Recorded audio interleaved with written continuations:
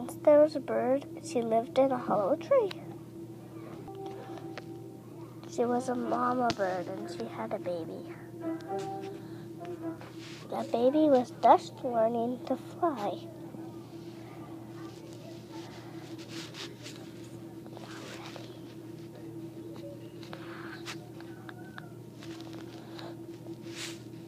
He flew out of the hollow tree.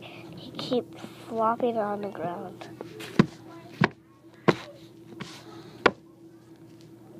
So the mama took him on her back.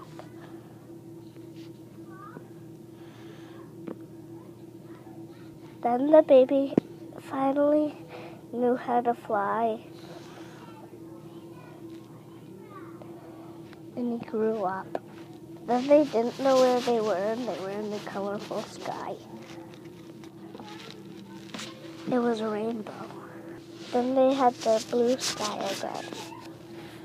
The end. Okay, why don't you go to the bathroom? Let's upload it. Can I look at it?